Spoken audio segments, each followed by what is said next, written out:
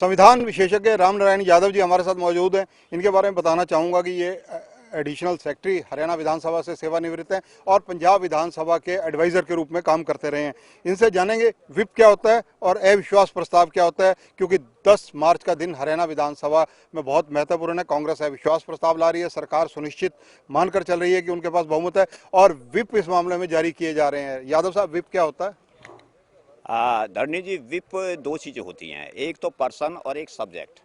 Person तो होता है विप, जो आदमी जिसकी जो पोस्ट होल्ड करता है, वो जो पोस्ट होल्ड करता है वो उस पार्टी का ईयर्स एंड आइज होता है कि वो पार्टी को कान और आँख खोल के ध्यान रखता है।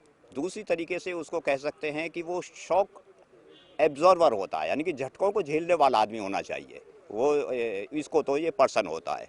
अब विप जो सब्जेक्ट है वो ये है कि विप जो डायरेक्शन इशू करता है, जो इंस्ट्रक्शन इशू अपने एमएलएस को करता है अपनी पार्टी के डिसीजन का, उसको विप कहते हैं। और विप 3 तरह के होते हैं, 1 line, 2 line and 3 lines.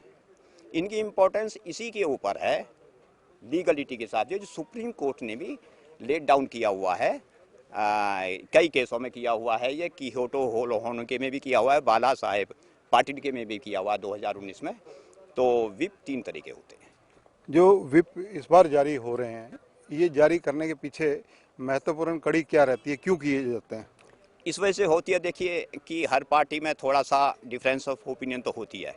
Freedom of speech हमारी कॉन्स्टिट्यूशन का राइट है सबसे पहले, लेकिन उसके फ्रीडम ऑफ राइट का मतलब ये नहीं है कि वो अपनी पार्टी की पॉलिसी या प्रोग्राम के खिलाफ जाएं।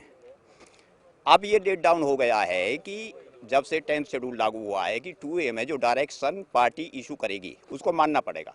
अगर उसको वो नहीं मानते हैं और वोट के टाइम पर एब्सेंट हो जाते हैं या वोट खिलाफ डाल देते हैं हाउस में, तो उनको एंटी डिफेक्शन लॉ के अंदर डिस्क्वालिफिकेशन का केस फेस करना पड़ता है। हरियाणा के अंदर अतीत में कोई ऐसा एग्जाम्पल मिलता है? हरियाणा में ऐसे विश्वास के हैं, अविश्वास के प्रस्ताव पर तो नहीं आए, लेकिन विप इशू होते रहते हैं। और 1952 से ये हमारी कन्वेंशन स्टार्ट हो गई थी और लोकसभा ने तो इसमें फैसिलिटीज ऑफ मेंबर्स रूल 2000 में कुछ विप का जिक्र भी कर दिया, लेकिन अभी इसके ऊपर लॉ बने नहीं है। लेकिन ये एक इम्पोर्टेंट चीज़ है और ये एक तरह का हर पार्टी के लिए इम्पोर्टेंट पोस्ट है। विश्वास या अविश्वास मत, ये आप बता रहे हैं कि एक जैसे होते हैं। हरियाणा में अतीत में क्या इतिहास रहा है? हरियाणा में क्या, किसी भी स्टेट में, हरियाणा में तो विशेषकर ये इशू होते रहते हैं। पार्टी का इंटरनल मैटर है ये, इससे विधानसभा सेक्रेटरीट का कोई लेना देना नहीं है। पार्टी खुद ही अपने मेंबरों। क्या इसमें सरकारें गिरी हैं कभी? हाँ, सरकार हरियाणा में नहीं गिरी, लेकिन विश्वास के प्रस्ताव पर सरकार गिरी है, वो माइनॉरिटी में आने पर गिरी है। लेकिन ऐसा कोई केस नहीं आया कि जिसने किसी मेंबर ने अपनी डायरेक्शन यानी कि विप का उल्लंघन किया हो और उल्लंघन के बेस पर कोई सरकार गिरी हो। चीफ विप हर राजनीतिक दल क्यों बनाता है?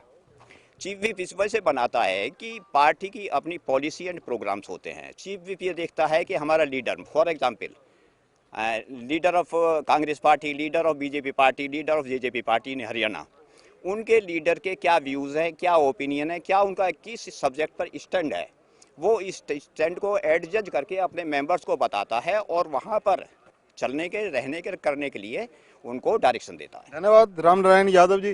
तो इन्होंने विप क्या होता है, चीफ विप क्या होता है तथा अविश्वास या विश्वास मत, इससे सरकारों का अतीत क्या रहा हरियाणा के अंदर, खुलकर MH1 से एक्सक्लूसिवली चर्चा की। कैमरामैन जितेंद्र हंस के साथ चंद्रशेखर धरनी, MH1 न्यूज़, चंडीगढ़।